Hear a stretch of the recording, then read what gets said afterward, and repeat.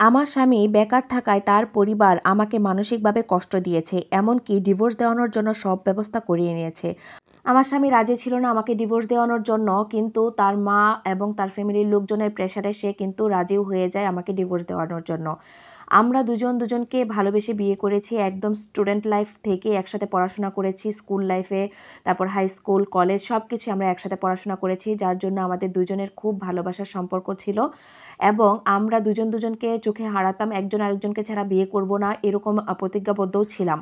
আমার পরিবার থেকে আমাকে বিয়ে দেওয়ানোর জন্য কিন্তু উঠে পড়ে লেগেছিল এবং তার কাছে বিয়ে দেবে না বলেও কিন্তু আমার বাবা-মা রাজি ছিল না।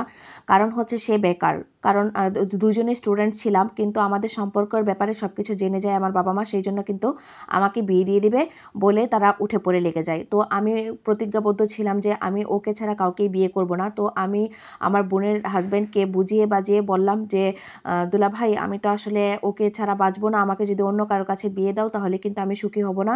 মাঝখান থেকে ৩টা জীবন নষ্ট হয়ে যাবে। আমার দুলাভাই ব্যাপারটা বুঝতে পারে। তখন আমার বাবা-মাকে দুজনকেই রাজি করায়। আমার পক্ষ থেকে সবাই রাজি হয় ওর সাথে বিয়ে দেওয়ার জন্য। কিন্তু ওর ফ্যামিলির লোকজন রাজি নয়। তখন সে বাসায় অনেক বেশি কান্নাকাটি শুরু করে এবং এমনকি সে এই কথাও বলে যে আমাকে যদি বিয়ে না করে তাহলে সে আ তার জীবন শেষ করে ফেলবে। অনেক ইমোশনালি আসলে ব্ল্যাকমেইল করে। তো তখন তার ফ্যামিলির লোকজনও আমাকে বিয়ে করাতে রাজি হয়। কিন্তু ইচ্ছার বিরুদ্ধে পুরোটাই রাজি হয়েছে। তখন ২ পরিবারের সম্মতিতে আমাদের বিয়েটা হয়েছে। কিন্তু এই বিয়েটাতে যে আমার শ্বশুরবাড়ির লোকজন একদমই খুশি ছিল না, সেই ব্যাপারটা কিন্তু আমিও বুঝতে পারিনি, আমার হাসব্যান্ডও বুঝতে পারেনি। কিন্তু বিয়ের পর ১ টা মাস না যেতেই তাদের আসল রূপটা বের হয়ে আসলো। আমার হাসব্যান্ড যখন বাহিরে ঘুরতে যেত বা খেলাধুলা করত, সে কিন্তু খেলাধুলা অনেক বেশি পছন্দ করত। তো ফুটবল খেলতো সে।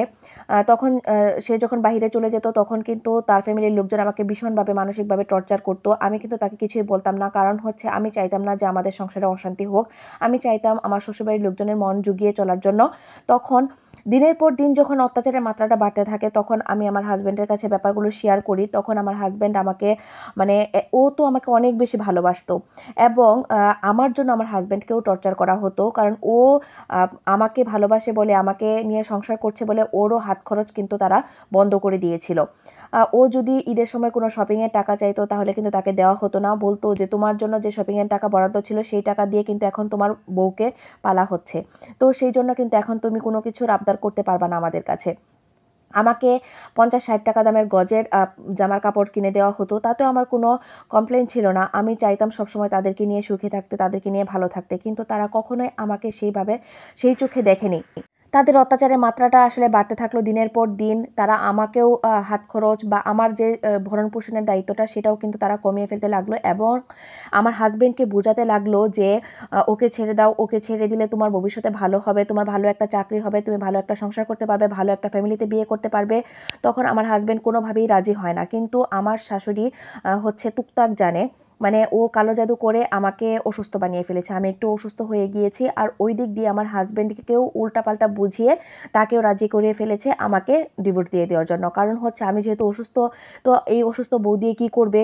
তো এইসব বলে তাকে রাজি করিয়ে ফেলে। কিন্তু যখন সে ডিভোর্সের জন্য রাজি হয়, সবকিছু গোছানো হয়ে গিয়েছে, তখন আমার হাসব্যান্ডের হুঁশ ফিরে। সে তখন বলে যে, "আমি আসলে ওকে কখনোই ছাড়তে পারব না। ওকে আমি ভালোবাসি। যতদিন বাঁচবো ওকে নিয়েই আমি সংসার করব। তোমরা যদি আমার পাশে না থাকো বা আমাকে যদি বাসা থেকে বেরও করে দাও, তারপরেও কিন্তু আমি ওকে ছাড়ব না।"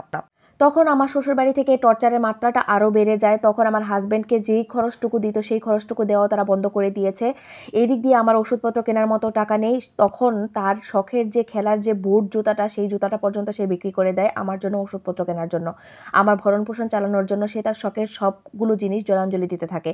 তখন সে বুঝতে পারল যে আসলে এভাবে বেকার জীবন নিয়ে আসলে আমরা দুজন চলতে পারব না। তখন সে ঢাকায় চলে আসে। ঢাকায় এসে একটা চাকরির জন্য ভাগ্য যখন সাথ না দেয় তখন এমনটাই হয়। তখন সে পড়ে যায় একজন প্রতারকের পাল্লায়। সেই প্রতারকের পাল্লায় পড়ে সে মানে সবকিছু নিঃস্ব হয়ে যায় তার। তখন সে ফেরত চলে আসে আবারও বাড়িতে। বাড়িতে ফেরত আসার পর সে বলে যে, "এখন আর আমার এভাবে থাকা সম্ভব না। তো আমি দেখি কি ব্যবস্থা করা যায়।" ওর যেহেতু হাইট ভালো ছিল তখন ওর কিন্তু সেনাবাহিনীতে চাকরি হয়েছে এবং সেখানে সে 1 বছরের ট্রেনিংয়ের জন্য গিয়েছে। 1 বছরের মধ্যে সে আমার সাথে কোনো দেখা করতে পারবে না। যোগাযোগ করলেও সে 1 সপ্তাহ পর, পর যোগাযোগ করতে পারবে। তো ওই 1 সপ্তাহ যে কয়েক মিনিট কথা বলতাম তাতে আমার মানে প্রাণ ভরতো না। আমি চাইতাম কি যে ওর সাথে সারাক্ষণ কথা বলার জন্য, কিন্তু সুযোগ ছিল না। আর এইদিকে এই 1 বছরে আমার উপর টর্চারের মাত্রাটা আরও বেড়ে যায়। আর সে যে স্যালারি পেত সেই স্যালারির সিংহভাগই তার বাবা-মাকে দেওয়া হতো। তারপরেও তার বাবা-মা বলত যে আমি নাকি আমার বাবা-মায়ের কাছে আমি সব টাকা পাঠিয়ে দিচ্ছি, তার বেতনের সব অংশ পাঠিয়ে দিচ্ছি। তো এইভাবে দিনের পর দিন অত্যাচার সহ্য করে 1টা বছর পার হয়ে গেল। তো সে ফিরে আসলো। ফিরে এসে আমাকে বলল, "তোমার আর এই বাসায় থাকার দরকার নেই। তুমি তোমার বাবার বাড়িতে চলে যাও।" কিন্তু আমি চাচ্ছিলাম না আমার বাবার বাড়িতে থাকতে। কারণ বাবার বাড়িতে থাকলে নিজের মান-সম্মান নষ্ট হয়। আর সম্মানটাও কমে যায়, আদরও কমে যায়। সেজন্য আমি আমার বাবার বাড়িতে যেতে চাচ্ছি না। এখন আমি তাকে বললাম যে, "তুমি 1 রুমের হলেও বাসা ভাড়া করে আমাকে নিয়ে যাও।" আর ওর কোয়ার্টার পেতে 2 বছর লাগবে। সেজন্য সে চাচ্ছিল না আমাকে নিয়ে যেতে। আমি বললাম যে, "এই টর্চারের মধ্যে আর থাকতে পারব না। যদি আমাকে আরও কোনোদিন রেখে যাও তাহলে কিন্তু তুমি আর আমাকে এসে জীবিত পাবে না।" তখন সে ডিসিশন নেয় যে আমাকে নিয়ে 1 রুমের বাসা হলেও ভাড়া নিয়ে থাকবে। তো এই গল্পটা ছিল একজন আপুর জীবন থেকে নেয়া। তো আমি একটা কথাই বলবো যে রিলেশনশিপ করে বিয়ে করলেই কি মেনে নেওয়া যায় না? বা সেই মেয়েটা কি আপনার সংসারের যোগ্য মেয়ে হয়ে উঠতে পারে না? তাকে টর্চার করানোর বা ডিভোর্স করানোর কোনো মানেই হয় না। আপনারা সবসময় চেষ্টা করবেন কি জানেন? সম্পর্কের মূল্যায়ন করতে। যেই মানুষরা সম্পর্কের মূল্যায়ন করতে জানে না তাদের আসলে কোনো কিছু বুঝিয়েও লাভ নেই। দুটো ফ্যামিলি যদি সবকিছু মেনে নেয় তাহলে কিন্তু জীবনটা অনেক সুন্দর হয়।